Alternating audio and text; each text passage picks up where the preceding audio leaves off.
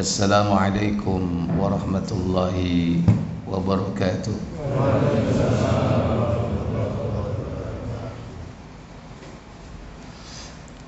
Innal hamdalillah nahmaduhu wa nasta'inuhu wa nastaghfiruh wa na'udzu billahi min sururi anfusina wa min sayyiati a'malina.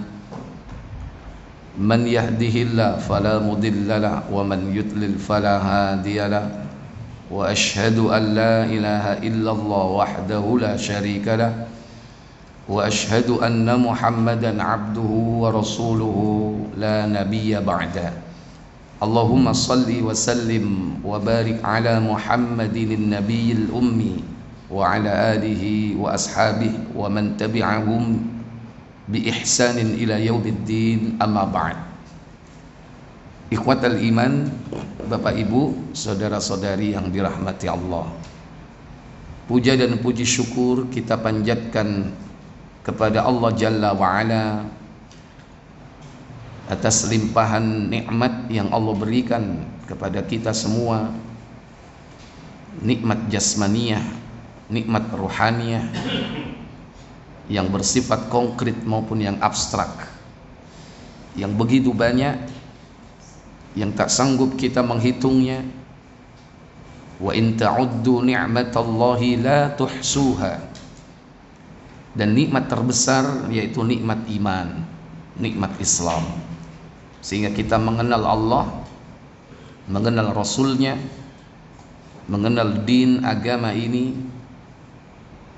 mengenal tauhid, mengenal sunnah, nikmat yang wajib kita pelihara sampai datangnya malakul maut menjemput di akhir hidup kita di dunia ini. Semoga Allah memberikan kemudahan kita untuk tetap teguh di dalam ucapan kalimat tauhid la ilaha illallah di akhir hidup kita kelak. Semoga salawat dan salam selalu tetap terlimpah kepada junjungan kita Nabi besar Muhammad sallallahu alaihi wasallam beserta seluruh keluarga beliau, keturunan beliau, para sahabat beliau, dan seluruh pengikutnya hingga tibanya hari kiamat. Ikhwatal iman, a'izzakumullah.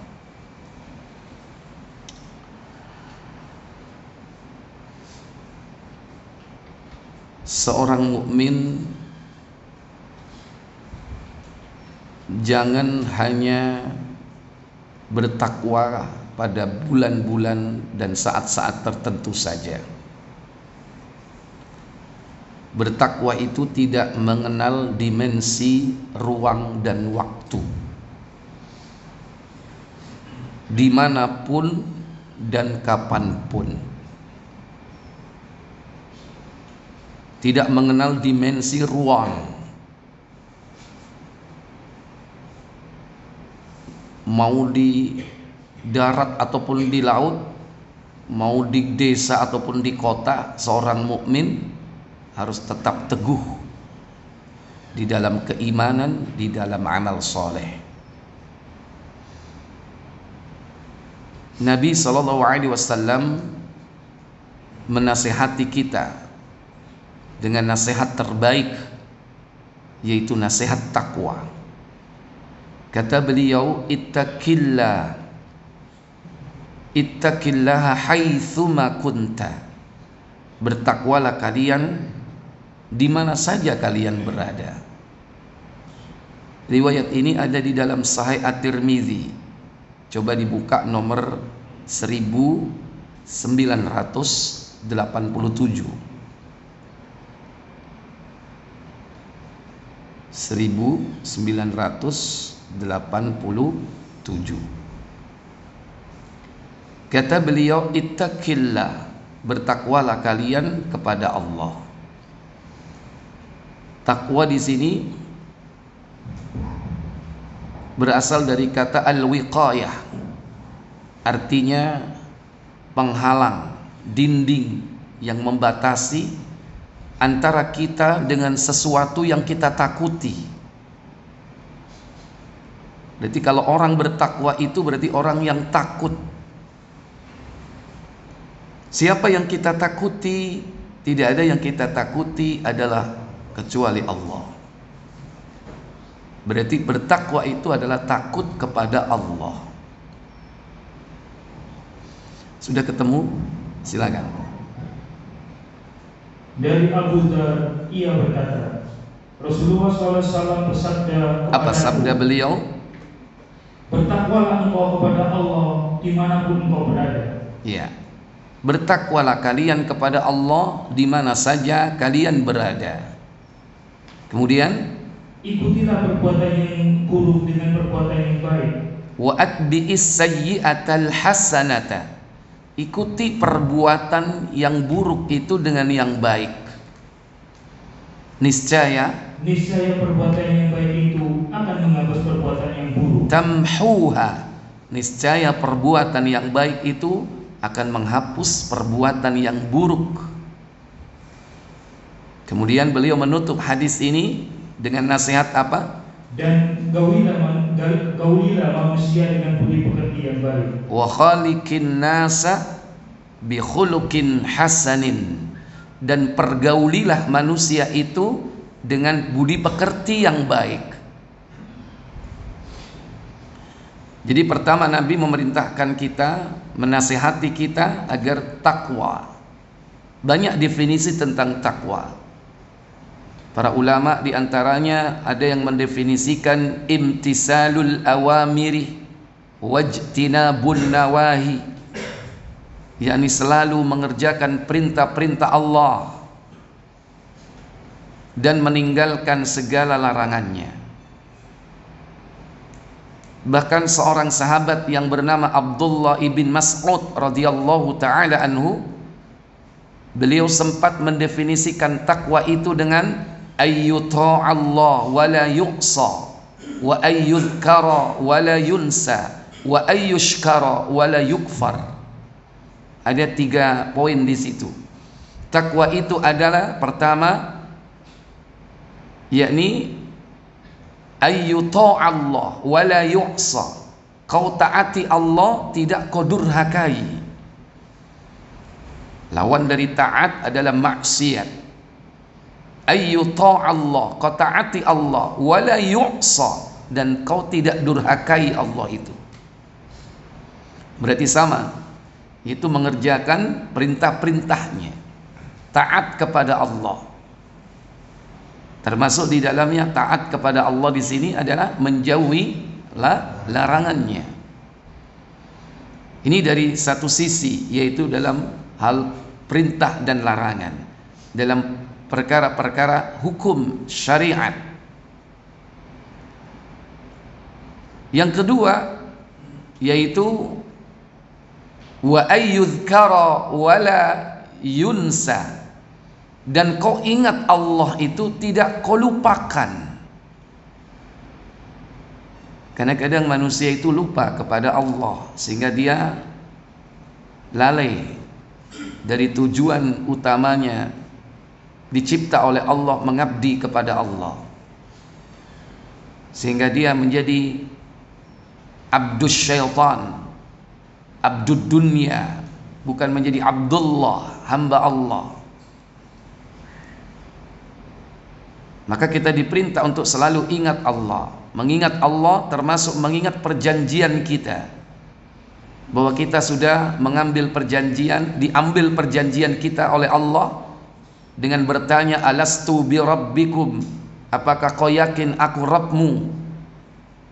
Dan ke saat itu kita menjawab, bala syahidna, tentu benar wahai Allah, kami bersaksi. Ini perjanjian kita, jangan kita lupa. Dan Allah sudah mengingatkan dalam Al-Quran. Kemudian yang ketiga, wa ayyushkara wa la yukfar, dan kau mensyukuri nikmatnya, tidak kau kufuri, tidak kau ingkari. Berapa banyak nikmat yang Allah sudah berikan kepada kita? Sangat banyak sekali. Nah, ini takwa menurut Abdullah bin Mas'ud radhiyallahu taala anhu. Nah, kita diperintah bertakwa itu tidak mengenal tempat. Haitsuma kunta, di mana saja kalian berada. Di masjid bertakwa, di pasar juga bertakwa. Di masjid ingat Allah, di pasar juga ingat Allah. Jangan curi timbangan, jangan mengurangi takaran, jangan mengambil hak orang lain. Di rumah bertakwa, di kantor, di tempat pekerjaan juga bertakwa. Jangan korupsi, jangan ghulul, melakukan penggelapan, penipuan, atau segala macam bentuk penyimpangan yang merupakan kemaksiatan kepada Allah dan kezaliman kepada sesama manusia. Mau di desa, mau di kota, mau di Indonesia ataupun di Hong Kong. Nang Hong Kong umpama sampean rono takwa enggak sampean? Hah? Terus laopo rono iku?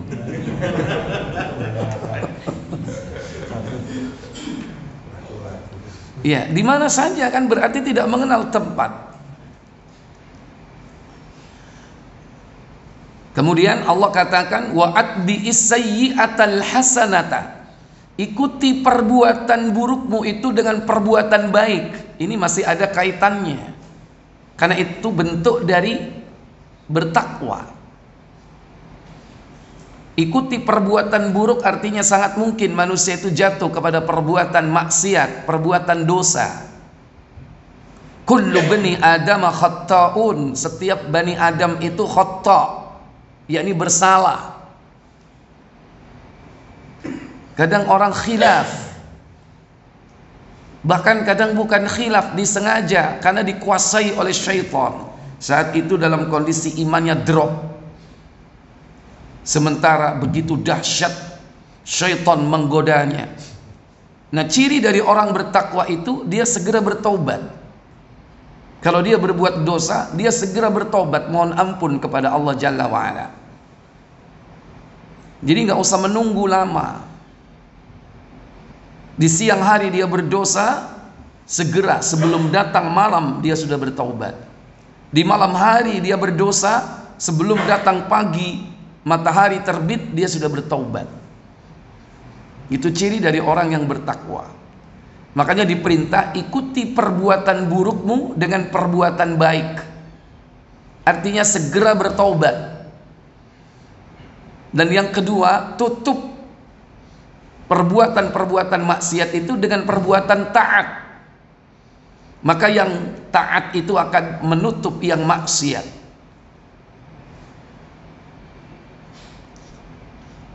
Maka bisa jadi kita lakukan bentuk taubat kita kepada Allah Jalla wa'ala bukan sekedar penyesalan dan bukan sekedar mohon ampun kepada Allah Jalla wa'ala, tapi dia tutup perbuatan dosa itu dengan kebalikan amalnya. Nek sadurunge rajin ngentit, mengambil haknya orang lain, maka lakukan kebalikan dari perbuatan itu sebagai penghapus dosa-dosa kita. Di samping kita menyesal, tidak mengulang lagi, kemudian mohon ampun kepada Allah Jalla wa'ala, maka lakukanlah amal saleh, terutama amal yang menjadi kebalikan dosa itu. Apa yang harus dilakukan, Pak? Kira-kira, Pak? Biasanya ngentitan, saiki rajin apa? Sedekah. Lawannya, kalau biasanya mungkin walaupun dosa kecil tapi hobi tiap hari meso, titik so, mangkel titik so. Kalau kita sudah menjadi orang yang baik, ikuti perbuatan buruk itu dengan yang baik. Maka lisannya bukan dipakai untuk sumpah serapah, dipakai untuk misu, tapi apa? Sering-sering apa sekarang? Zikir. istighfar, membaca kalimatut thayyibah, takbir, tahmid, tahlil, atau membaca kalimat-kalimat yang menunjukkan bahwa kita ini sebagai seorang yang berharap rahmat dari Allah Jalla wa'ala. Dengan zikir itu Allah mengampuni dosa-dosa kita. Dengan zikir itu kita bersedekah. Jadi ikuti perbuatan yang buruk itu dengan perbuatan yang baik. Nek biyen hobi gendaan, sekarang lakukan kebalikannya apa? Sayang istri. Nikah. Tambah sayang istri. Hah? Tambah sayang istri. Tambah sayang istri. Ya. Apa lawannya, Pak?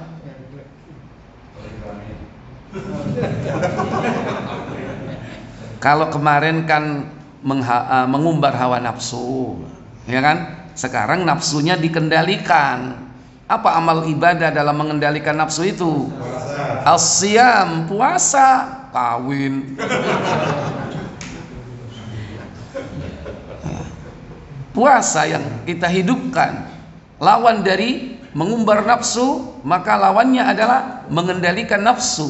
Tidak ada ibadah yang paling bagus untuk mengendalikan nafsu kecuali puasa.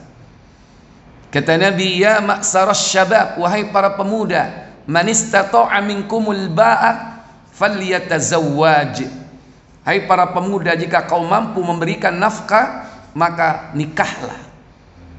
Fa in lam yastati', apabila kau tidak mampu, saya ulang, fa innahu, karena nikah itu adalah aghaddu lil basar, dapat menundukkan pandangan mata, wa ahsanu lil farj, dapat membersihkan kemaluan. Fa illam yastati', apabila kau belum mampu untuk menikah, fa alaihi bis-shaum, maka hendaklah kau berpuasa. Fa innahu lahu wija, karena puasa itu bagimu adalah benteng, perisai yang dapat mengendalikan hawa nafsu. Makanya nek sik durung iso rabi kudu rajin poso. Iki enggak poso males, padahal sudah waktunya menikah. Ditambah hobine suka ndelok. Maka tundukkan pandangan, bersihkan kemaluan dengan cara apa? Nikah.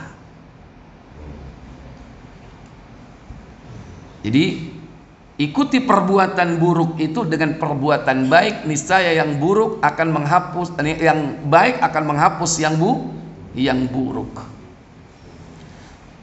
Kemudian wa khaliqin nasa, dan pergaulilah manusia itu bi khuluqin hasan, dengan akhlak yang baik.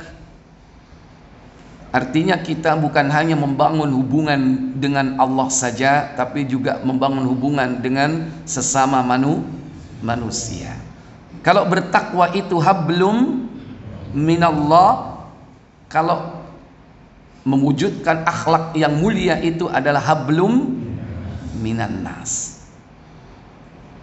Jangan hanya rajin sholat, rajin ibadah, rajin puasa, rajin baca Quran, tapi ambek tonggo suka ngelabrak, sama tetangga nggak baik, hasut, ada kedengkian, bahkan sampai permusuhan. Kepada sesama juga begitu, ringan berbuat zalim, suka mencaci, memaki, atau bahkan menggunjing, menfitnah. Padahal saudara muslim yang satu dengan yang lain ini adalah satu tubuh yang mestinya kita harus saling menguatkan satu dengan yang lain. Al-mu'min kal bunyan, mukmin itu bagaikan satu bangunan. Yashuddu ba'dukum ba'dha, yang menguatkan antara satu dengan yang lain. Al-muslimu akhul muslim. Seorang muslim itu saudara muslim yang lain. Maka laksanakan hak-haknya. Yang pertama, la yazlimuhu, jangan kau mendoliminya. Kemudian yang kedua, wala yahdzulhu, jangan kau membiarkan dia terzolimi. Yang ketiga, wala yahkiruhu, jangan kau menghinanya. Coba dibuka Muslim KBC, kalau nggak salah 2193 itu.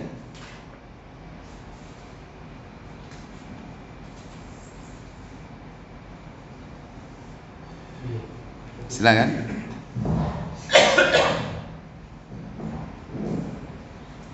Dari Abu Hurairah radhiyallahu anhu, katanya Rasulullah SAW bersabda. Apa sabda beliau? Seorang muslim adalah saudara bagi sesama muslim. Maka karena itu janganlah menganiayanya. Ya, yang pertama jangan mendoliminya. Karena kezaliman itu kegelapan di hari kiamat. Karena kezaliman itu nanti akan diselesaikan di akhirat jika tidak dituntaskan masalahnya di dunia. Banyak orang bangkrut nanti di akhirat hanya karena kezaliman yang tidak diselesaikan di dunia. Jangan mendolimi. Yang kedua, jangan membiarkannya teraniaya. Wala yahdzulhu, jangan membiarkan dia terzolimi. Kalau ada saudara kita yang dizolimi, wajib kita membantunya. Yang ketiga, jangan menghinanya. Wala yahkiruhu, jangan menghinanya. Kadang ucapan kita ini ringan menghina orang lain, sekalipun dengan memanggil temannya dengan ciri-ciri yang ada pada tubuh temannya, itu termasuk hinaan. Celeng, karena temannya kulitnya hitam, diteluk celeng, celiteng. Ya. Jadi jangan menghina. Giginya agak maju dikit gitu dipanggil apa? Cek akeh nih, ono sing merongos, ono sing boneng, ono sing tuti, metu titi. Walaupun yang dipanggil itu dia biasa-biasa saja, ketawa ketiwi mungkin, dia senyum-senyum, tapi sebetulnya dalam hatinya senang tidak dengan panggilan itu? Nggak senang. Karena tidak boleh kita memanggil lakop-lakop, panggilan-panggilan yang fusuk seperti itu. Wala tanabazu bil alqab, jangan kalian saling memanggil dengan panggilan-panggilan yang lakop-lakop yang buruk. Bi'salismul fusuq ba'dal iman, kata Allah. Karena seburuk-buruk kefasikan setelah beriman, di antaranya yaitu dengan panggilan lakop seperti tadi itu. Manggil temannya dengan kalimat-kalimat yang merupakan penghinaan. Tidak boleh, apalagi menghina harga dirinya. Baik. Kemudian apa kata beliau? Takwa tempatnya di sini. At-taqwa hahuna, takwa itu letaknya di sini. Sambil beliau menunjukkan ke dadanya 3 kali. Beliau menunjuk ke dada beliau sebanyak 3 kali. At-taqwa hahuna, at-taqwa hahuna, at-taqwa hahuna. Takwa letaknya di sini. Maksudnya itu sumber takwa itu dalam hati. Nanti akan terrefleksi dalam amal perbuatannya. Cukup orang itu dikatakan berbuat dosa jika apa? Alangkah besar dosanya menghina saudaranya sesama muslim. Setiap muslim haram menumpahkan darah saudaranya sesama muslim, haram merampas hartanya, dan haram mencemarkan kehormatan atau nama baiknya. Kullul muslim 'alal muslim haram. Setiap muslim dengan muslim yang lain haram. Haram apa? Damuhu, darahnya. Tidak boleh ditumpahkan darahnya. Apalagi sampai kematiannya. Walaupun kematian itu tanpa menumpahkan darah, disantet. Lu saya tidak menumpahkan darah kok. Tapi kon gaya melembung kok doai. Haram menumpahkan darah, artinya haram membunuhnya. Itu fatal kalau sudah sampai membunuh. Minimal apa? Minimal jangan kau pukul saudaramu itu tanpa alasan yang hak, alasan yang benar. Atau seandainya dia melakukan pukulan kepada kita, boleh kita membalasnya secara proporsional. Satu pukulan balas satu pukul, boleh, masih diperbolehkan. Jangan kita satu pukul balas dua pukul, tiga pukul balas lima pukul, atau satu pukulan balas tendangan. Ngantem mbek nendang iku abot ndi? Hah? Jangan menzalimi. Yang kedua, haram apanya? Wa maluhu, haram harta bendanya. Tidak boleh diambil harta benda saudaranya itu, walaupun hanya sedikit, baik sepengetahuan dia ataupun tidak sepengetahuannya. Sepengetahuan dia mungkin dengan cara curat dan curas, dengan pemberatan dan kekerasan, dirampok, dijambret, dijambak, dipalak dan sebagainya, atau dicuri tanpa sepengetahuannya, dintet dan sebagainya. Tidak boleh mengambil dengan cara zalim harta saudaranya. Bahkan kadang dipoles dengan muamalah, kadang dipoles dengan jual beli, tapi sebetulnya menipu. Itu mengambil hak saudaranya dengan cara batil, sekalipun dengan dipoles akad jual beli, akad hutang piutang, ngutangi 1 juta balik 1.200.000. Itu mengambil harta saudaranya dengan cara zalim, walaupun dipoles dengan akad apa? Hutang piutang, karena itu riba. Segala bentuk tambahan dalam sebuah akad qard atau hutang itu adalah riba. Itu kezaliman kepada saudara kita. Haram harta bendanya, tidak boleh kita ambil. Yang ketiga, wa irduhu, haram kehormatannya, tidak boleh dijatuhkan nama baiknya, tidak boleh dicemarkan nama baiknya.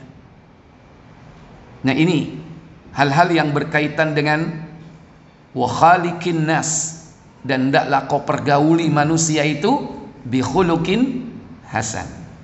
Paling tidak berbuat baik kepada saudara kita sesama muslim itu tidak mendolimi mereka. Yang paling bagus adalah memuliakan mereka, saudara-saudara kita, mulai dari tahap yakni tafahum, memahami, ditingkatkan lagi menjadi ta'awun, saling tolong menolong. Kalau perlu ditingkatkan lagi takaful. Apa takaful? Saling menanggung beban. Di zaman Nabi kalau ada saudaranya yang pergi berjihad, maka mereka yang tidak ikut berjihad menanggung keluarganya, dihidupi istri dan anak-anaknya. Itu takaful, saling menanggung beban. Ikhwatal iman, aizakumullah. Bapak Ibu, saudara-saudari sekalian yang dirahmati Allah Jalla wa'ala, kembali kepada takwa, bahwa takwa itu tidak mengenal tempat. Yang kedua, tidak mengenal waktu. Kalau ada dimensi ruang, ada dimensi waktu. Artinya selama kita hidup di dunia ini, selama itu pula lah kita diwajibkan oleh Allah Jalla wa'ala bertakwa. Mulai dari kita lahir menjadi seorang mukallaf sampai kematian kita. Kita diperintah bertakwa hingga datang kematian. Karena kematian itu adalah batas akhir waktu. Allah berfirman di dalam surah Ali Imran surat ketiga pada ayat yang ke-102, ya ayyuhalladzina amanu taqullaha haqqa tuqatih wa la tamutunna illa wa antum muslimun. Sering kita dengar ayat ini. Para asyatid, para khotib sering menyampaikan ayat ini. Apa kata Allah Jalla wa Ala? Hai orang-orang yang beriman, bertakwalah kepada Allah sebenar-benar takwa kepadanya, dan janganlah sekali-sekali kamu mati melainkan dalam keadaan beragama Islam. Wala tamutunna, dan jangan kalian mati. Mati adalah batas akhir waktu kita hidup di dunia ini. Berarti kita diperintah bertakwa secara apa? Terus menerus. Sampai kapan? Sampai mati. Karena kalau setelah kematian sudah tidak ada lagi perintah untuk kita beribadah kepada Allah Jalla wa'ala. Nah wis mati ku gak sholat, wis gak poso, pray total, tinggal mendapatkan apa? Hasil dari amal perbuatan kita selama hidup di dunia. Makanya kita diperintah untuk tetap bertakwa dengan sebenar-benarnya takwa, tidak mengenal waktu hingga sampai datang akhir hidup kita di dunia ini. Wala tamutunna illa wa antum muslimun. Dan jangan kalian mati melainkan dalam keadaan sebagai seorang muslim. Kalau ini sudah kita dapatkan, maka kabar gembira akan datang kepada kita. Kata malaikat kepada orang yang meninggal dunia dengan membawa iman, membawa takwa kepada Allah Jalla wa'ala sebagai bekal yang terbaik.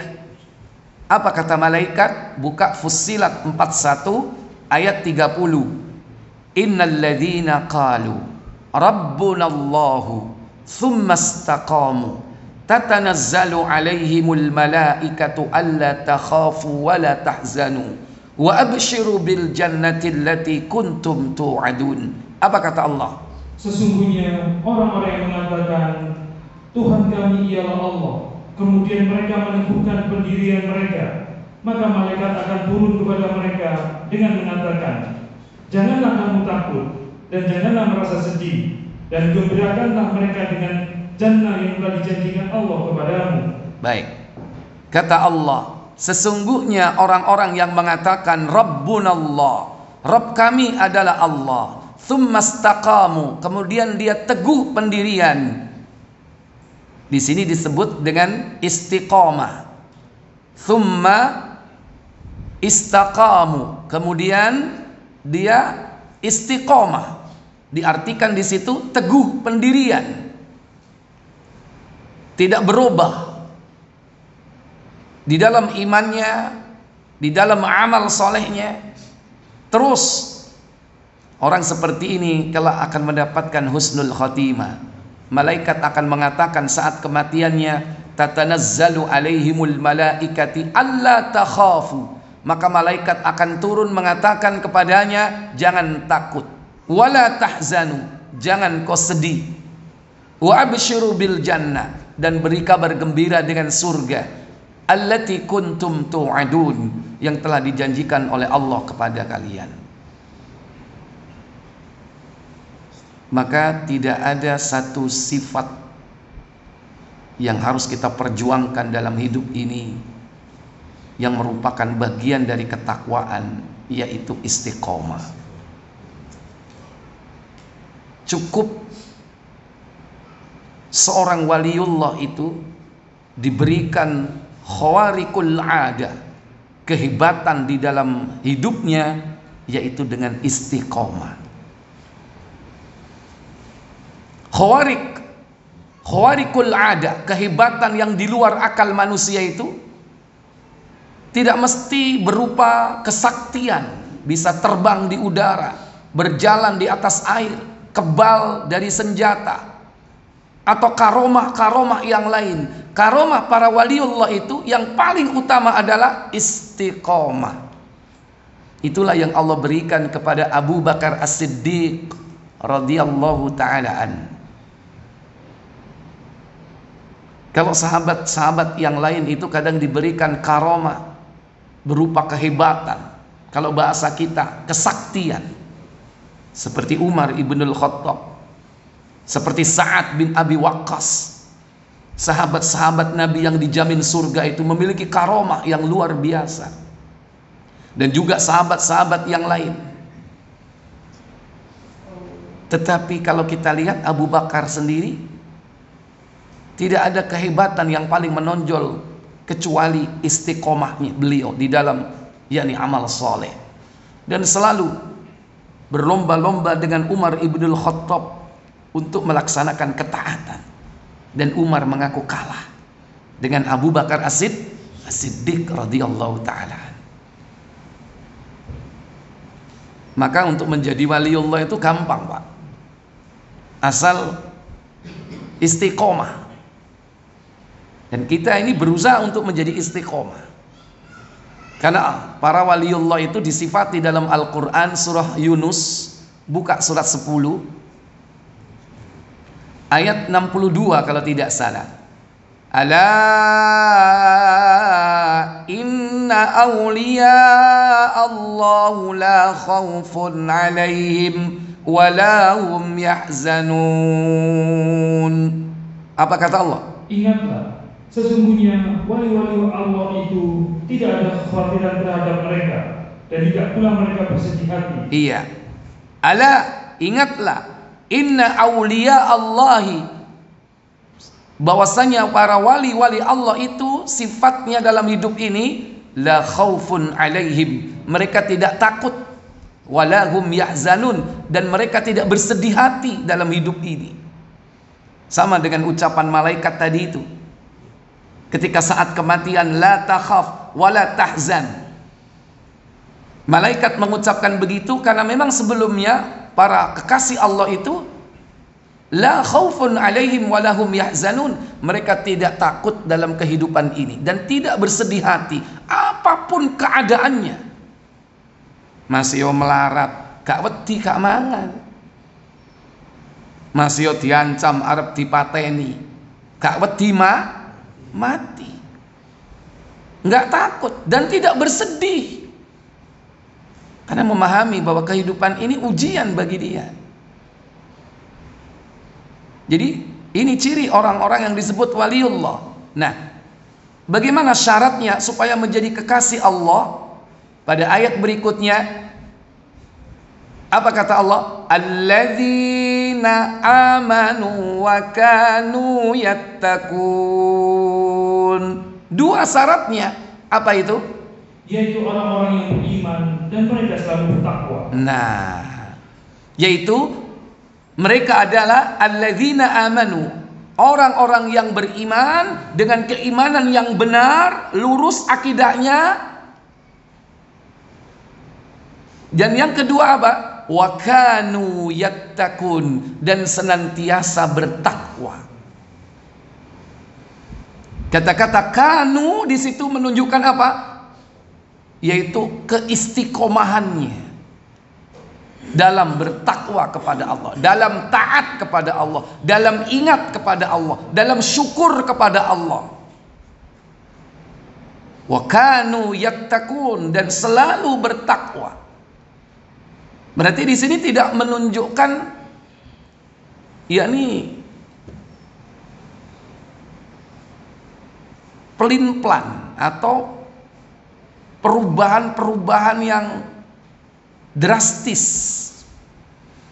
Walaupun seandainya iman itu fluktuatif, naik turun, tapi sekalipun naik turun cenderungnya progresif naik.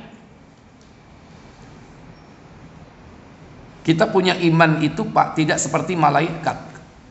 Kalau malaikat itu imannya konstan, garis lurus konstan. Kita manusia ini imannya yazidu wa yankus, bertambah dan berkurang. Kalau kita buat grafik naik turun. Tapi sebaiknya sekalipun iman kita naik turunnya itu cenderung jadi naik turunnya begini, ke atas.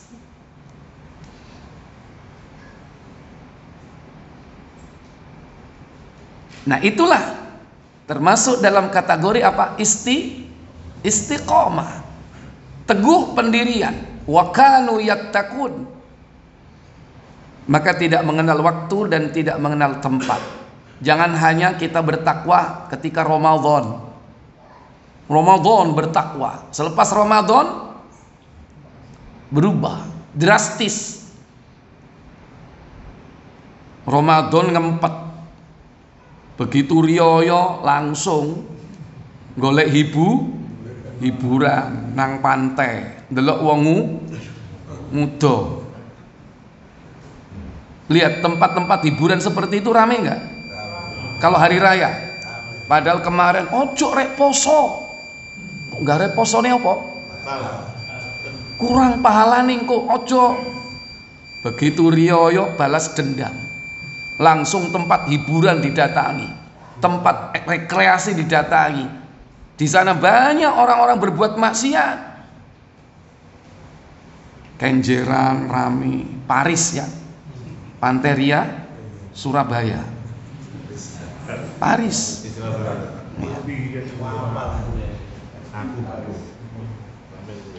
Nanti di mana lagi yang ada pantainya? Banyak sekali. Rame kalau hari raya. Kalau enggak nanti di tempat rekreasi di situ campur baur laki perempuan. Paling enggak yang deket mandi naik ke atas nang di pacet. Perlu sampean. Ya. Rame enggak kalau hari raya seperti itu? Rame. Ikhwatal iman aizakumullah. Itu berarti bertakwanya ketika hanya bulan Ramadan. Maka jangan Ramadhani, takwa hanya bulan Ramadan. Jangan Rojabi, takwa hanya di bulan Rojab. Itu berarti hanya saat-saat tertentu. Mestinya seorang itu jangan menjadi orang yang hanya bertakwa di saat-saat tertentu. Syawali, taat di bulan Syawal. Jadilah kata Allah Rabbaniyun. Apa Rabbaniyun? Takwa dalam segala zaman dan segala tempat. Berarti harus apa? Teguh pendirian atau istiqomah. Kalau kemarin kita Ramadan, Bapak Ibu, wah, ibadahnya luar biasa, maka jangan berubah drastis, pertahankan itu. Istiqomah terus sampai berjumpa nanti dengan Ramadan berikutnya. Karena kalau selama Ramadan ini ibarat penggemblengan, kondisi yang sangat bagus untuk meningkatkan keimanan dan ketakwaan kita. Namun setelah itu pertahankan, jangan berubah drastis. Ikhwatal iman aizakumullah. Maka di antara perkara-perkara yang perlu diperhatikan agar kita selalu teguh pendirian, bisa istiqomah. Yang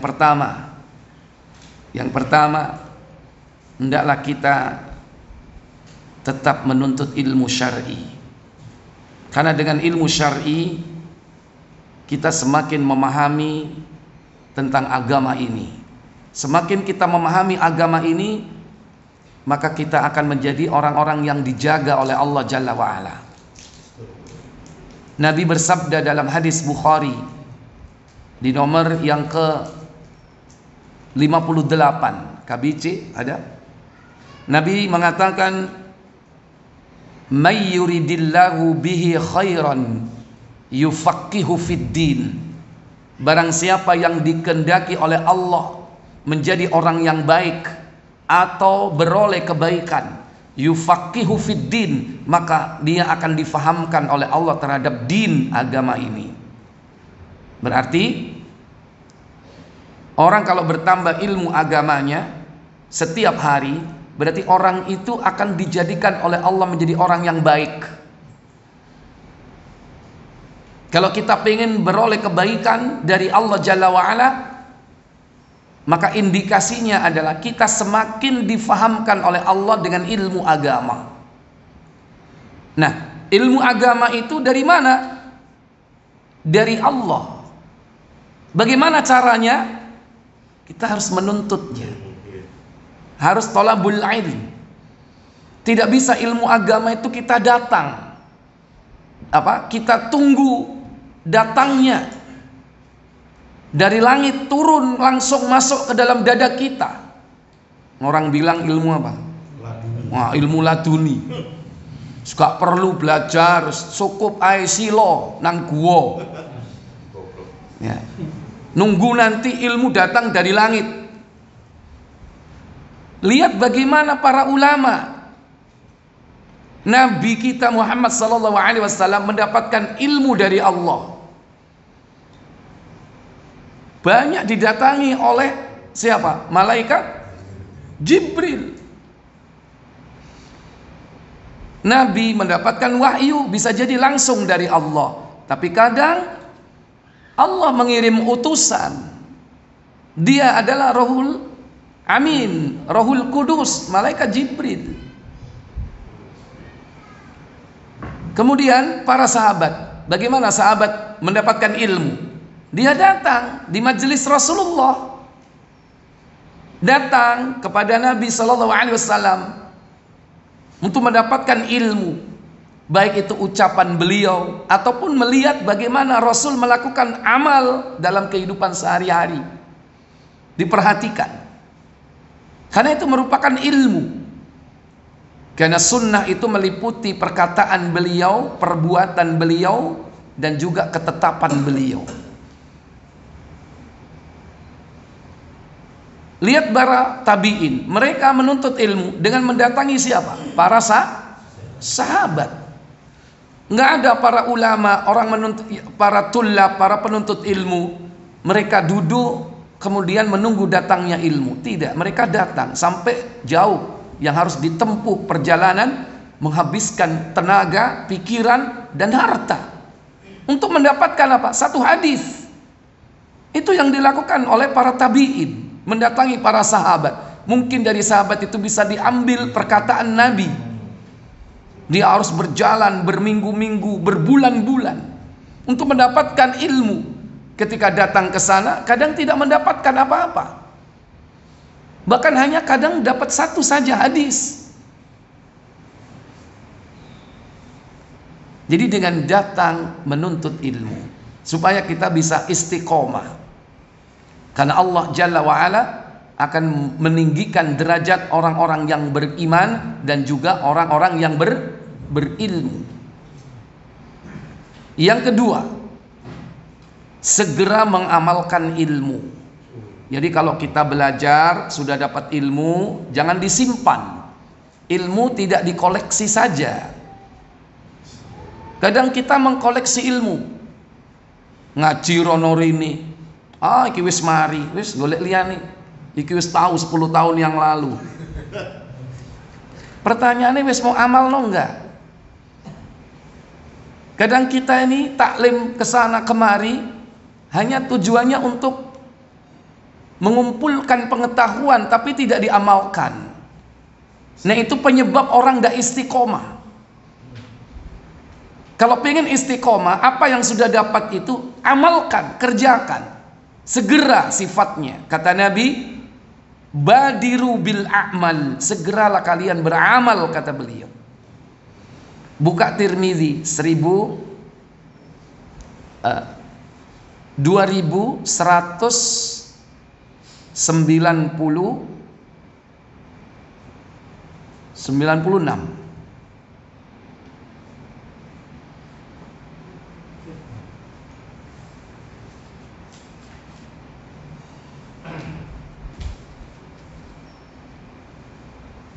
95, 96, 97. Hampir mirip hadisnya. Cari yang badiru, bersegeralah kalian beramal. Nomor berapa? 219. Segeralah kalian beramal soleh.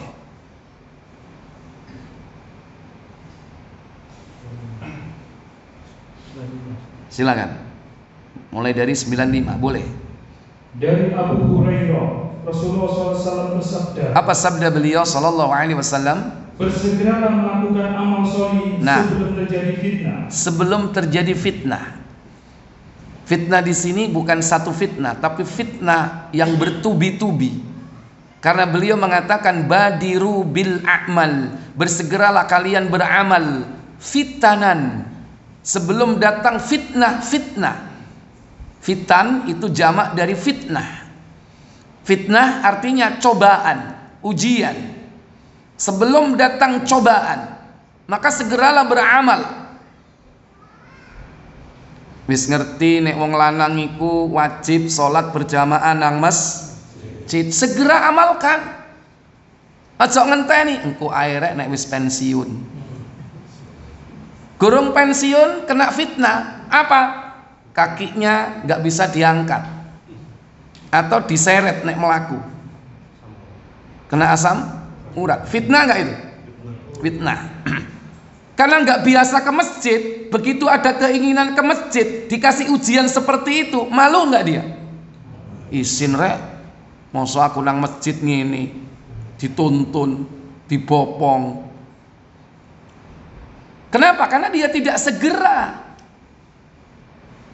mengamalkan berjamaah di masjid. Coba kalau dulu dia segera mengamalkan segera di masjid, dia sudah lakukan itu misalnya 3 tahun. Begitu 3 tahun diuji oleh Allah, sakit seperti itu, banyak nggak yang bantu?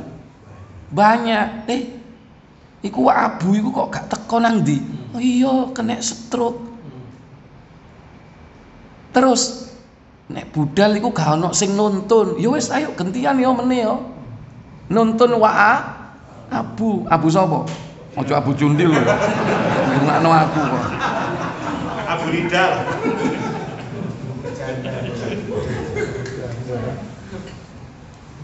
Kenapa? Karena dia sudah segera beramal. Di samping dia sudah punya jam terbang, dia sudah banyak kenalan, ya. Orang-orang di masjid banyak kenal, sudah familiar. Dan dikenal dia. Dan dia sudah terbiasa dari rumah ke masjid. Artinya terbiasa itu apa? Syaitan yang menghalang-halangi manusia mau pergi ke masjid sudah kalah. Karena kita ini datang ke masjid, dari rumah ke masjid ini perjalanan ini banyak godaan. Terutama hal-hal yang tidak tampak.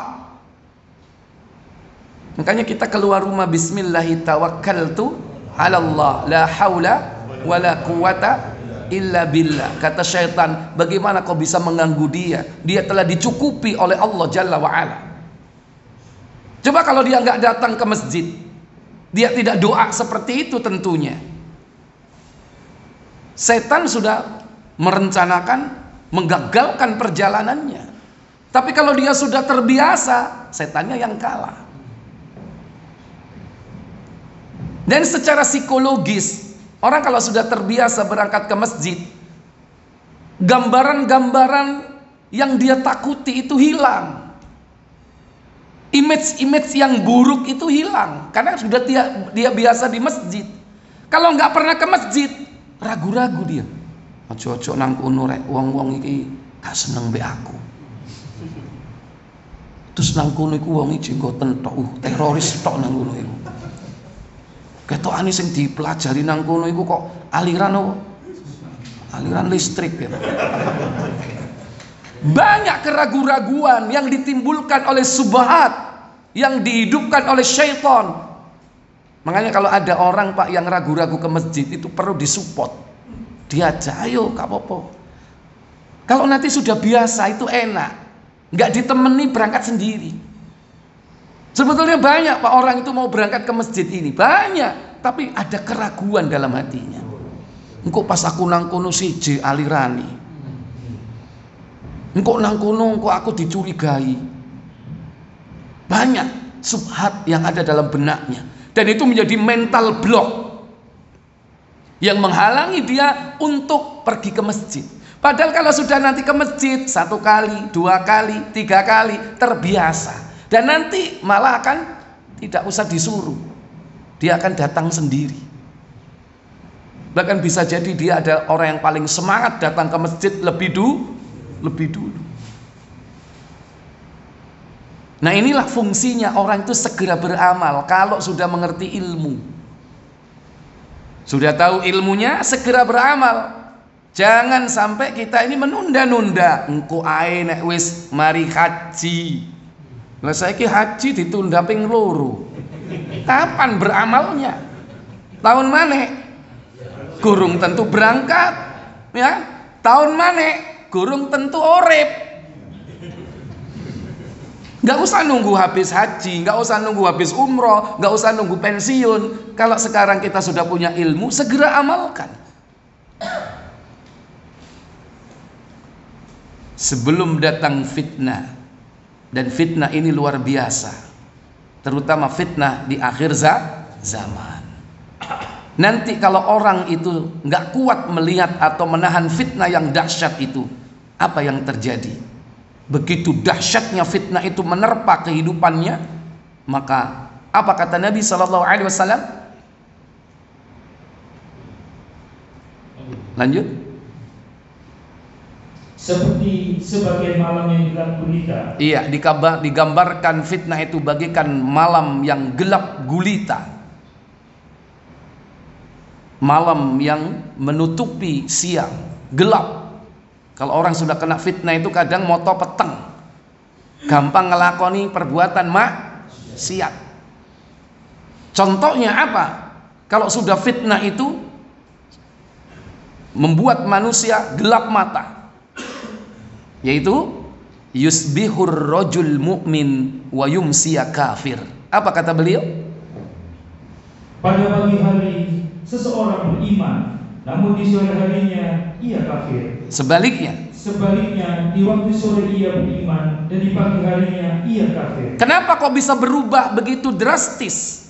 Salah seorang dari mereka menjual agamanya dengan kesenangan dunia. Karena begitu dahsyatnya fitnah itu menerpa kehidupan orang itu, sehingga yabi'u dinahu, dia jual agamanya bi'arodin minad dunya, dengan dunia yang murah harganya.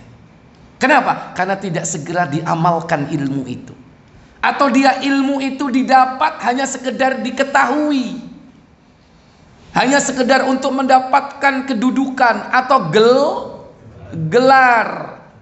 Ada enggak orang memiliki ilmu dalam bidang Islam sampai profesor, doktor, tapi dia jual agamanya dengan menfatwakan fatwa-fatwa yang bertentangan dengan syariat? Ada enggak? Kenapa seperti itu? Padahal dia orang yang berilmu. Karena tidak segera mengamalkan ilmu. Ilmunya tidak diamalkan. Ilmunya hanya sekedar dikoleksi, hanya sekedar diketahui. Oh, kalau berdebat sama dia jangan tanya, ahli ilmu agama dia, faham ilmu ini, ilmu itu, menguasai berbagai macam disiplin ilmu. Tapi kenapa kok bisa seperti itu akhirnya? Dia fatwakan yang halal menjadi haram, yang haram menjadi halal. Inilah ulama-ulama ulama-ulama jahat. Nah, kita juga begitu. Walaupun tidak level ulama, kalau kita ini sudah mendapatkan ilmu dari majelis taklim, segera amalkan ilmu itu. Kalau tidak, nanti kalau datang fitnah, kita nggak akan bisa lakukan itu. Baik. Yang ketiga, supaya kita bisa teguh pendirian istiqomah, laksanakan amal perbuatan itu, khususnya ibadah kepada Allah, sesuai dengan kemampuan kita. Kita pilih mana yang kita mampu, kita amalkan sampai mati. Kita pilih. Secara umum Allah perintahkan dalam surah At-Taghabun, surah 64 ayat 16, fattaqullaha mastata'tum. Bertakwalah kalian kepada Allah sesuai dengan kemampuan kalian. Kalau itu merupakan amalan wajib, jangan ditinggal. tapi ambillah keringanan. Nggak mampu sholat berdiri, duduk. Nggak mampu duduk, berbaring. Ini dalam sholat yang wajib. Jangan ditinggal sama sekali. Ambil keringanan. Rukhsah sudah diberikan. Puasa, kalau tidak mampu, jangan ditinggalkan puasa Ramadan, karena itu wajib. Ambillah keringanan. Kalau kita sakit dalam perjalanan, silakan boleh berbuka, tapi harus diganti, diqadha di waktu yang akan datang atau di hari yang lain. Itu untuk yang wajib. Adapun yang sunnah kita pilih, boleh. Tahajud gak mampu, ya sudah, amalkan yang kita sanggup. Ustadz, aku nek tahajud iku angel tangi nih. Terus nek duha, iya insya Allah duha. Amalkan duha. Saya ini kalau tahajud susah, duha males. Saya itu kalau semangat itu kalau ke masjid 5 waktu. Ya sudah, laksanakan sholat sunnah rawatib, qobliyah dan ba'diyah. Ambil yang sesuai kemampuan kita. Puasa misalnya. Kalau kita mampu, puasa yang paling bagus puasa Daud. Sekalipun Nabi tidak pernah melakukannya. Nabi tidak pernah melakukan puasa Daud, tapi Nabi menganjurkan kepada sahabat untuk puasa Daud. Itulah ucapan beliau, yakni kepada Abdullah bin Amr al-As, ketika dia mengatakan, aku akan puasa setiap hari.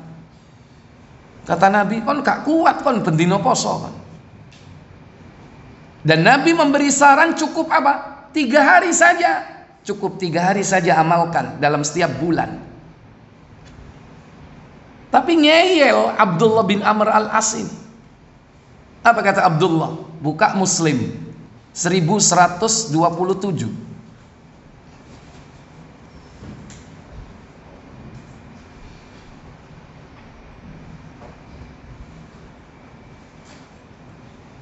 Abdullah bin Amr al-As. Ini putra dari Amr bin As. Namanya Abdullah bin Amr al-As radhiyallahu taala anhuma. Silakan.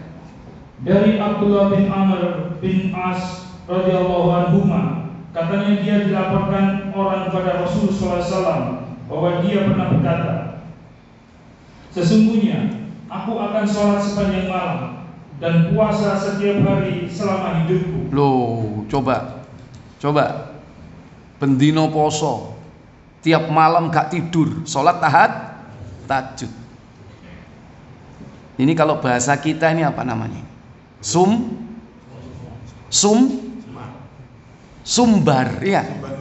Sesumbar, ya kan? Aku bendino poso, gak mandek-mandek. Kalimat ini terdengar di telinga Nabi SAW, atau ada yang melaporkannya. Dipanggil itu Abdullah bin Amr al-As. Lanjut. Lalu Rasulullah SAW bertanya kepadaku, betulkah engkau berkata demikian? Jawabku, benar ya Rasulullah. Maka bersabda Rasulullah SAW, engkau tidak akan sanggup melakukannya. Kak kira kuat kon. Terus apa saran beliau? Puasalah 1 hari, besok jangan. Puasalah sehari, besok jangan. Terus tidurlah lebih dahulu sebelum sholat malam. Tidurlah terlebih dahulu sebelum sholat malam. Kalau Abdullah ini kan gak turu maksudnya. Bengi gak turu, sholat terus sepanjang malam. Terus sesudah itu baru bangun dan puasalah 3 hari dalam sebulan. Nah, ini saran beliau. Puasalah 3 hari dalam sebulan. Kenapa? Karena tiap-tiap satu kebajikan akan diberikan ganjaran 10. Dan itulah contoh puasa sepanjang masa. Jawab Abdullah, sesungguhnya aku sanggup lebih dari itu. Loh, kata Abdullah bin Amr al-As, inni utiku an afdala dzalika ya Rasul. Aku sanggup lebih dari itu wahai Rasul. Terus jawab Rasulullah SAW, Kalau begitu, puasalah 1 hari, berbukalah 2 hari. Puasalah sehari, berbuka 2 hari. Belum pernah ya? Puasa sehari, buka 2 hari. Puasa sehari, buka 2 hari. Ini solusi yang diberikan Nabi. Kalau kau memang kuat, ya udah puasa sehari, berbuka 2 hari. Apa kata Abdullah? Kata Abdullah, aku sanggup lebih dari itu ya Rasulullah. Wah. Ditingkatkan, dinaikkan lagi. Apa kata Nabi? Jawab Rasulullah SAW, puasalah 1 hari, berbuka 1 hari. Nah, terus apa kata beliau? Yang demikian itu adalah puasa Nabi Daud alaihissalam. Nah, dan yang demikian ini adalah puasa Daud. Nabi tidak pernah puasa Daud. Puasa Nabi itu 3 hari dalam setiap bulan. Puasa Asyura, puasa Arafah, dan setiap Senin dan Kamis itu puasa beliau. Tapi Nabi menganjurkan puasa Daud kepada sahabat apa? Abdullah bin Amr al-As. Karena mungkin dia semangat pada waktu itu untuk berpuasa. Ya sudah, kalau kau pengen puasa yang terbaik, puasalah seperti puasa Daud. Lanjut. Dan puasa itulah, yaitu puasa Daud adalah puasa yang paling seimbang. Yang paling seimbang. Terus. Kata Abdullah, aku sanggup lebih dari itu. Loh, coba Daud aja dikalah noy. Aku sanggup lebih dari itu, wahai Nabi. Apa kata Nabi? Jawab Rasulullah SAW, tidak ada lagi yang lebih utama dari itu. Tidak ada yang lebih utama dari puasa Daud. Makanya nih ono wong poso bendino menyelisih apa? Menyelisih Rasul. Rasul mengatakan tidak ada puasa yang lebih dari Daud. Tapi orang tiap hari puasa itu ada beberapa kemungkinan. Ada 2 paling tidak. Kemungkinan pertama apa? Dia puasa 2 bulan berturut-turut gara-gara nyelentung mbek bojone Ramadan. Kan harus 2 bulan berturut-turut kan? Tiap hari gak itu? Kita kaya kancamu, "Man, kon kok bendino poso?" Iya. Lah apa kon? Ngaku nggak kira-kira? Nggak ngaku. Nah, kalau ini masih mungkin bener ya kan?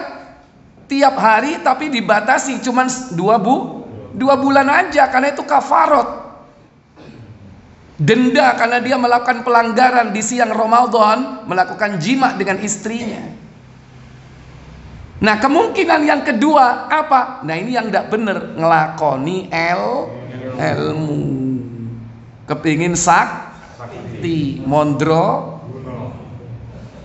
Ada orang yang melakukan puasa seperti itu, 40 dino. Ya kan? Muti. Ngerowok. Iso ilang. Nah. Ya.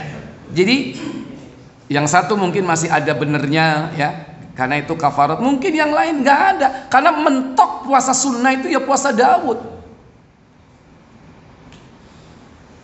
Nah, kemudian Nabi mendoakan Abdullah bin Amr al-As ini supaya usianya panjang. Tak dungakno kon yo, dawa umurmu sampai tua. Maksudnya apa? Kon kok ngerasakno. Baik, lanjut.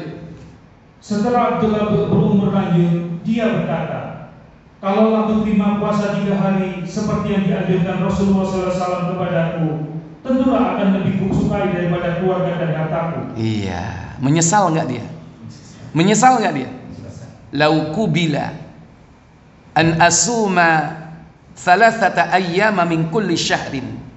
Sekiranya aku terima saran dari Nabi, aku puasa 3 hari saja dalam setiap bulan.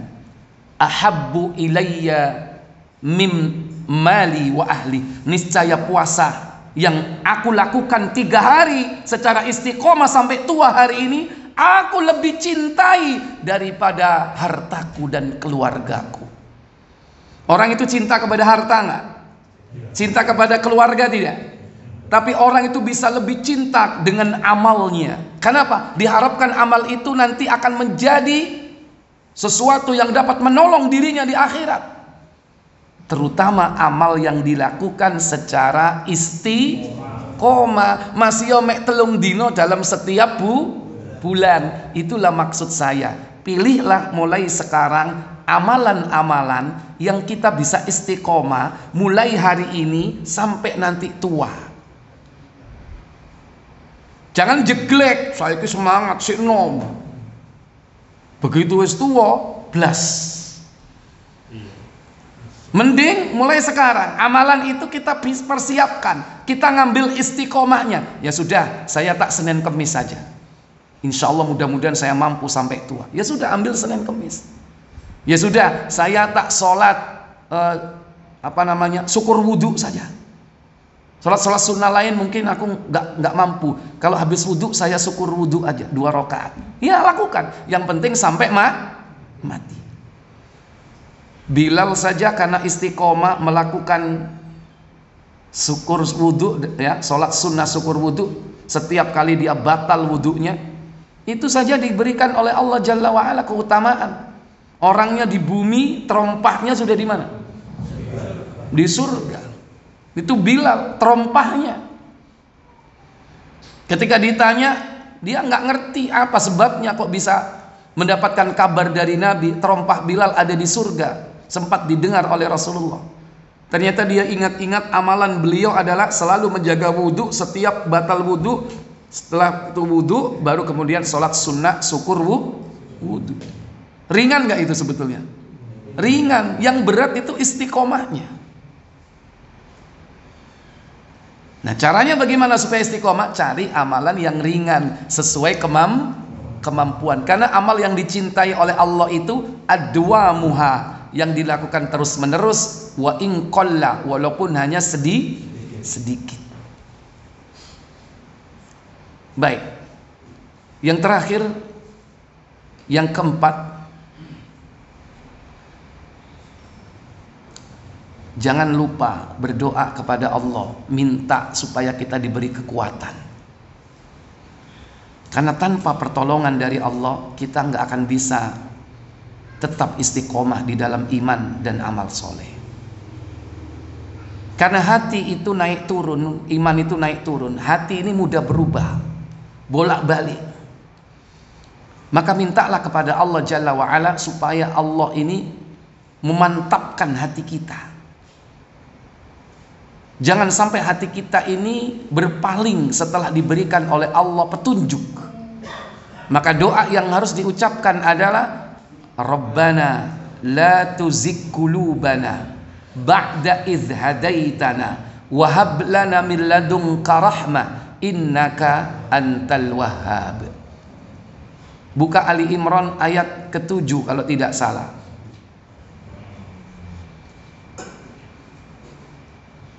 Tujuh atau 8 itu? Ke-8 ya, insyaallah.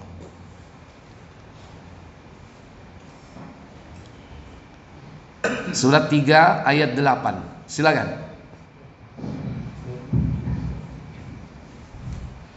Mereka berdoa. Apa doanya?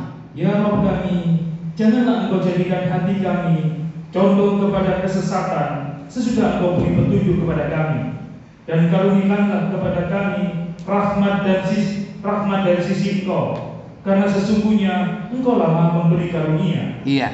Rabbana la tuzigh qulubana. Wahai Allah, jangan Kau palingkan hati kami. Ba'da idh hadaitana, setelah Kau beri petunjuk kepada kami. Kau beri petunjuk hati kami. Kemudian wahab lana min ladunka rahmah, berikanlah karunia kepada kami dari sisi Engkau, karena Engkau adalah Maha pemberi karunia. Disapal tak turung tungan iki.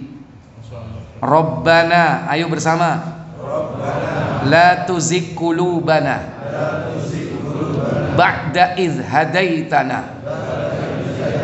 wa hab lana min ladunka rahmah innaka antal wahhab. Sekali lagi, Rabbana la tuzigh qulubana ba'da idh hadaitana wa hab lana min ladunka rahmah innaka antal wahhab. Doa yang kedua, Buka Muslim 2282 kalau tidak salah. 2278 ya, 2278. Saat itu Nabi mengatakan sesungguhnya hati seluruh anak Adam itu terletak di antara dua jari Allah, bagaikan satu hati. Apa kata beliau? Silakan. Dari Abdullah bin Amr bin As al-As radhiyallahu anhu. Cocok nggak dengan riwayat tadi? Dari Abdullah bin Amr al-As. Kasusnya kan ada pada dia kan? Ya, dari semangat dia beramal soleh, begitu tua udah berubah. Makanya dia bicara tentang hadis ini. Nabi pernah bersabda dan disampaikan kepada kita melalui beliau, Abdullah bin Amr al-As. Baik, apa kata Abdullah? Dia mendengar Rasulullah SAW bersabda. Apa sabdanya? Sesungguhnya hati anak Adam seluruhnya berada di antara dua jari Allah Ta'ala. Jadi seluruh hati anak Adam itu terletak di antara dua jari Allah. Ini juga menunjukkan bahwa Allah itu memiliki sifat zat, bahwa Allah itu memiliki jari. Tapi kaidahnya memahami sifat zat Allah ini, laisa lahu ta'til. Pertama, tidak boleh ditiadakan sifat ini. Sebagaimana orang-orang Qadariyah, orang-orang Qadariyah ya. Dan juga yang lainnya di kalangan Jahmiyah meniadakan sifat Allah. Yang kedua, walaisa lahu ta'wil, tidak boleh dipalingkan artinya. Kalau jari ya jari, jangan dipalingkan apa dengan arti yang lain. Yang ketiga, wala tamsil, tidak boleh diserupakan dengan makhluknya. Ini kaidah memahami sifat Allah. Tidak boleh menyerupakan sifat Allah itu dengan sifat makhluk. Maka jari Allah tidak seperti jari kita, tidak seperti manusia atau makhluk yang lain. Bahkan kaidah yang keempat apa? Dalam memahami sifat Allah, yaitu la takyif, tidak boleh menanyakan hakikatnya. Seperti apa ya jari Allah? Nanya saja nggak boleh. Menanyakan hakikatnya saja nggak boleh. Sebesar apa? Seperti apa? Warnanya apa? Tidak boleh bertanya tentang itu. Jadi Ahlus Sunnah wal Jamaah mengimani sebagaimana apa yang disampaikan Nabi. Pengertian jari, ya jari. Tapi 4 kaidah ini harus dipegang teguh. Baik. Bagaikan satu hati, di mana Allah sanggup apa? Lanjut. Bagaikan hanya sebuah saja. Allah Ta'ala sanggup menggerakkannya bagaimana menurut kehendaknya. Allah sanggup menggerakkan hati seluruh manusia itu sesuai kehendak Allah. Maka namanya hati itu qalbun. Yaitu apa? Qalbun itu artinya bolak-balik. Nah, ini hati kita ini berubah-berubah, gampang berubah. Makanya kita minta tolong kepada sang pemegang hati, yaitu siapa? Allah. Baik. Kemudian Nabi mengajarkan doanya. Apa itu? Lalu Rasulullah SAW mendoa, Allahumma musarrifal qulub, sarif qulubana ala ta'atika. Allahumma, wahai Allah, musarrifal qulubi, yang menggerakkan seluruh hati, sarrif qulubana, gerakkan hati kami ala ta'atik, agar selalu taat kepadamu. Taat itu istiqomah enggak? Takwa enggak taat itu?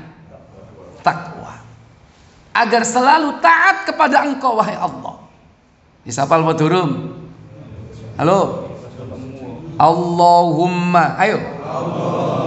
Musarrifal qulubi, sarrif qulubana ala ta'atika. Tonya panjang, ta'atika. Allahumma musarrifal qulubi,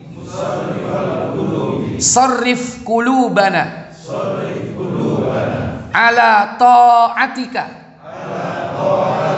Sekali lagi, Allahumma musarrifal qulubi, Sarrif qulubana ala ta'atika. Yang ketiga, doa ini sering dibaca oleh Nabi. Buka Tirmizi 2140. Insya Allah banyak yang sudah ngerti dan sudah hafal ini. Ya muqallibal qulubi, tsabbit qalbi ala dinik. Ini doa yang sering-sering dibaca oleh Nabi. 2140. Dicek panjang apa pendek hadisnya? Pendek, silakan. Dari Anas, ia berkata, Rasulullah memperbanyak bacaan. Apa itu? Yang artinya, wahai zat yang membolak-balikkan hati, tetapkanlah hati kami dalam agamamu. Nah, kalau tadi apa? Gerakkan hati kami untuk taat kepadamu. Nah, kalau taat ini berarti kan kita sudah masuk Islam ya, supaya tetap taat. Kalau ini lebih umum lagi, apa? Teguhkan hati kami ke dalam agama Islam. Berarti secara umum. Ya muqallibal qulubi, wahai zat yang membolak-balikkan hati, tsabbit qalbi. Kalimat tsabbit itu adalah teguhkan. Teguhkan, tsabbit qalbi, teguhkan hatiku ala dinik, atas agamamu. Teguhkan hati kami atas agamamu. Karena kita ini butuh keteguhan hati. Karena orang nanti yang husnul khotimah diberikan oleh Allah apa? Qaulus tsabit, ucapan yang teguh. Karena hatinya teguh, ucapannya teguh. Yusabbitullahu alladhina amanu. Allah meneguhkan, yaitu orang-orang yang beriman. Fil hayatid dunia, dalam kehidupan dunia, wa fil akhirah, dan juga dalam kehidupan akhirat. Yaitu ketika dia mau mati, dia teguh imannya, bisa jadi dia mengucapkan kalimat thayyibah la ilaha illallah. Kalau dia masuk ke alam barzah, diteguhkan hatinya untuk menjawab apa? Pertanyaan mungkar dan nakir. Makanya kalau Nabi itu selesai mengubur jenazah, beliau tidak langsung pergi. Beliau memberikan nasihat kepada orang yang hadir di tempat itu. Kata beliau,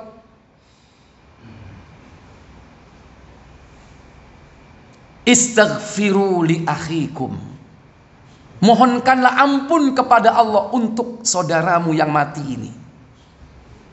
Fasalu lahu bitasbit, mintakanlah kepada Allah at-tathbit, keteguhan. Kenapa? Fa innahul an yus'al, karena sesungguhnya tidak lama lagi dia akan ditanya oleh malaikat mungkar dan nakir. Itulah yang kita diperintahkan untuk memintakan saudara kita apa? Supaya dia teguh ucapannya ketika menjawab mungkar nakir, bertanya man rabbuka wa ma dinuka wa man nabiyuka. Dan Allah akan meneguhkan orang-orang beriman itu dalam kehidupan dunia dan akhirat. Kenapa Allah meneguhkan? Karena dia tidak lupa minta kepada Allah keteguhan hati. Sehingga Nabi pun mencontohkan doa, ya muqallibal qulubi, tsabbit qalbi ala dinik. Ya muqallibal qulubi, ayo. Ya muqallibal qulubi, tsabbit qalbi ala dinik. Ya muqallibal qulubi, tsabbit qalbi ala dinik. Ya. Yang terakhir, yang keempat, doa yang diajarkan oleh Nabi kepada sahabat Mu'ad bin Jabal, di mana Nabi menganjurkan kepada Mu'ad bin Jabal untuk membaca doa ini di penghujung sholat atau setelah sholat. Doa apa itu? Buka Abu Dawud 1522.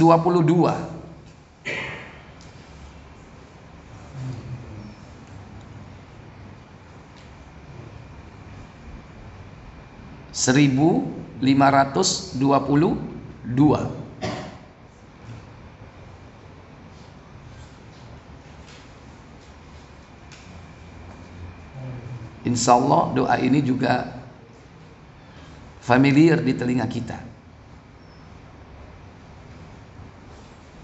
Silakan.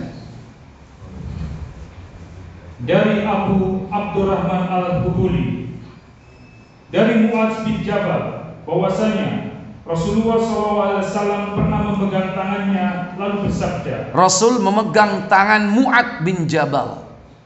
Apa kata Rasulullah kepada Mu'adz? Wahai Mu'adz, ya Mu'adz, demi Allah, wallahi, sungguh aku mencintaimu. La uhibbuk, aku cinta kepadamu. Kalau ada orang Nabi mengucapkan cinta kepadanya, hebat enggak orang itu? Antum diucapkan itu kepada antum mendapatkan ucapan itu dari Nabi, seneng enggak?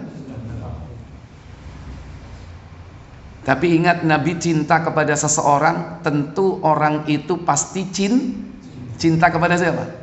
Nabi. Lebih utama mana? Mendapatkan cinta Nabi atau ngaku-ngaku cinta? Halo?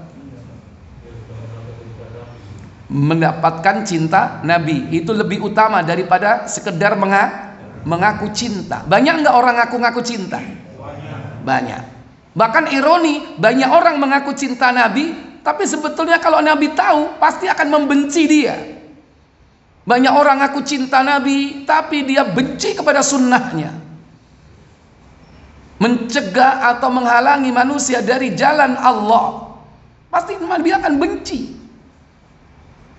Maka yang lebih utama, jangan sekedar kita mengaku cinta, tapi raihlah cinta Nabi dengan cara apa? Ittiba, mengikuti ajaran beliau. Jangan benci kepada ajaran dan sunnah beliau. Baik. Jadi ini Mu'adz bin Jabal, wallahi la uhibbuk, aku cinta kepadamu wahai Mu'adz. Berapa kali dia ucapkan itu? 2 kali. Baca. Demi Allah, sungguh aku mencintaimu. Beliau bersabda, aku amanatkan kepadamu wahai Mu'adz, janganlah sekali-sekali setiap selesai sholat kamu tidak mengucapkan Allahumma a'inni ala zikrika wa syukrika wa husni ibadatika. Inilah doa yang diajarkan Nabi kepada Mu'adz bin Jabal, sehingga sampai Mu'adz dicintai oleh Nabi. Beliau berpesan, Mu'adz, ojo lali yo, aku pesen nang awakmu. Kalau bahasa kita begitu, aku amanahkan kepadamu, jangan kau lupa membaca doa ini di setiap akhir salatmu. Maka para ulama membolehkan doa ini boleh dibaca sebelum kita salam. Setelah kita mengucapkan fil alamina innaka hamidum majid, Allahumma inni a'udzubika min adzabi jahannam. Ada doa-doa sunnah seperti itu, termasuk salah satunya doa ini. Atau kalau tidak, ya ketika kita zikir setelah salat. Allahumma, ayo, a'inni, bukan ini loh ya, tapi a'inni. Pertama alif, kedua ain, a'inni. Allahumma a'inni ala zikrika wa syukrika wa husni ibadatik. Allahumma a'inni ala zikrika wa syukrika wa husni ibadatik. Kenapa doa ini saya anggap sebagai doa agar kita istiqomah? Lihat artinya. Allahumma, wahai Allah, a'inni, aku minta pertolongan kepadamu, ala zikrika, agar aku selalu ingat kepadamu, wa syukrika, selalu bersyukur kepadamu, wa husni ibadatik, dan memperbagusi amal ibadah kepadamu. Kalau orang itu selalu ingat Allah, bersyukur kepada Allah, memperbaiki amal ibadah, istiqomah enggak itu? Maka jangan lupakan tadi, ya. 1 doa dari Al-Quran dan 3 dari as-sunnah. Ya. Ini mungkin yang bisa saya sampaikan, semoga bermanfaat untuk kita. Sementara tidak ada pertanyaan dulu, ya, dikumpulkan untuk yang akan datang. Karena sudah 6:30, ya. Sampean kan arep nang sawah. Wa akhiru da'wana walhamdulillahirabbil alamin. Subhanakallahumma wa bihamdik asyhadu an la ilaha illa anta astaghfiruka wa atubu ilaik. Wassalamualaikum warahmatullahi wabarakatuh.